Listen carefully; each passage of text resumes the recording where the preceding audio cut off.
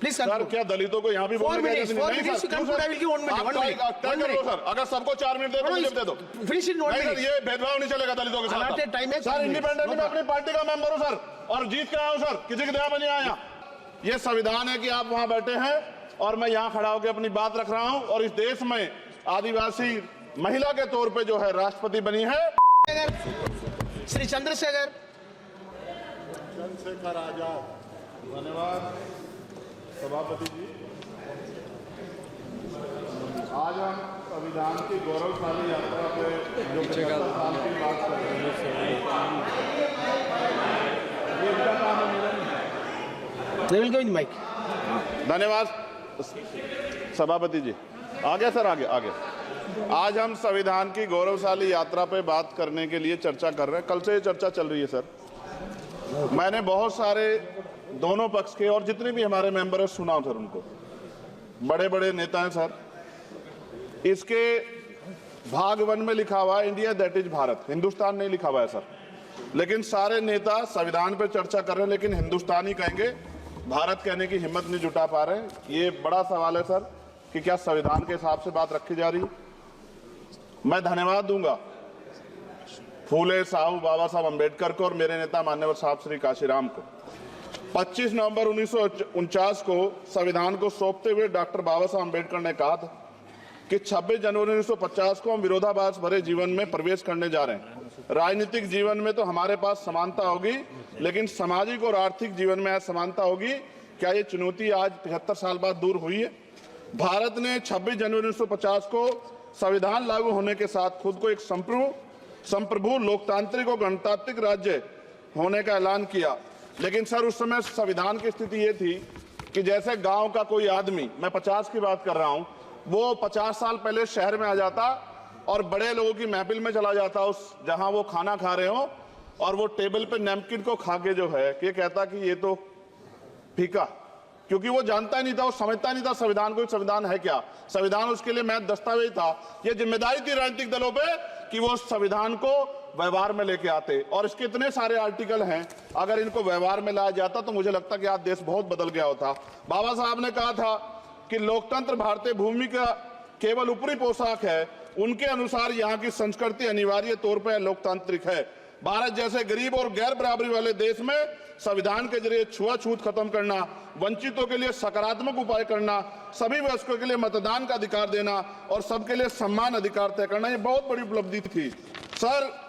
ये संविधान है कि आप वहां बैठे हैं और मैं यहाँ खड़ा होकर अपनी बात रख रहा हूं, और इस देश में आदिवासी महिला के तौर पे जो है राष्ट्रपति बनी है, और प्राइम मिनिस्टर तो नहीं बना, लेकिन शेड्यूल कास्ट के बड़े नेताओं को भी जो है राष्ट्रपति बनने का मौका मिला। ये संविधान की देन। अगर वोट हम पे नहीं होता तो शायद अमीर और जो राजा महाराजा खुद को मानते हैं हमारी गलियों तक नहीं आ पाते, हमारे हाल नहीं जान पाते। आजादी का मतलब सर सिर्फ अधिकार पाना भर नहीं है, इसके लिए हमारे संविधान में सरकार और नागरिकों के अधिकारों के साथ साथ उनके कर्तव्यों का विस्तार से उल्लेख किया गया है। बाबा साहब ने संविधान सभा में दिए गए भाषण में कहा था कि स्वतंत्रता आनंद का विषय है, पर अब हमें अपनी जिम्मेदारियों पर भी ध्यान देना होगा। संविधान ने सुनिश्चित किया कि रानी के पेट से राजा जन्म नहीं लेगा, वोट से नेता तैयार होगा। आर्थिक बराबरी के लिए सरकार क्या कर रही है? गरीब और गरीब हो रहा है और अमीर हो रहा है। सुबह उठते कहीं बम की धमकी मिलती, कहीं दंगे की। ये अमृत काल है सर, यह धमकी काल है। कितना बढ़ रहा है आर्टिकल 15 सर। भारत में आज भी घोड़ी चढ़नी बैठने होती है। सर, क्या दलितों को यहाँ भी बोलने का सर, अगर सबको 4 मिनट दे दो ये भेदभाव नहीं चलेगा दलितों के साथ। Time is 4 minute, don't waste. भाई सर, आप क्या करो अगर सबको 4 मिनट दिए तो आप मना करो, मैं बंद कर देता हूँ उसको। क्या दलितों को सबसे आखिरी में नंबर मिलेगा और बोलने का मौका मिलेगा? क्या मजाक कर रहे हैं सर आप? नो, ये all independent people are having only 4 minutes. You take sir, independent में अपनी पार्टी का मेंबर हूँ सर, और जीत के आया हूँ सर, किसी की दया में नहीं आया। Take 1 minute and finish sir. कल भी बोले तो एक दलीय पार्टी के लोग, आप मौका दो सर।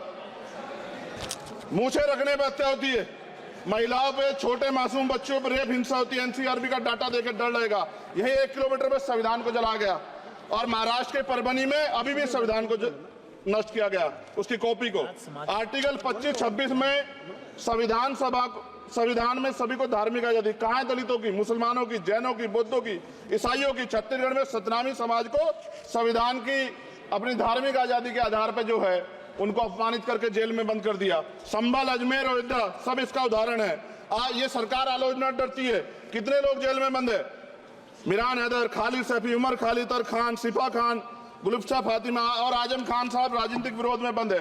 सरकार यहाँ बैठी है, सरकार सामाजिक न्याय की बात करती है। बताए कितने दलित मुख्यमंत्री बना रखे हैं आपने? 13 ज्यादा सरकार स्टेट में सरकार है। कितनी महिला मुख्यमंत्री है? आपकी सरकार ने सुप्रीम कोर्ट के आदेश के बाद रिजर्वेशन प्रमोशन में जारी नहीं किया। और ओबीसी को पॉलिटिकल रिजर्वेशन आप देंगे नहीं देंगे, आप बताने का काम करें।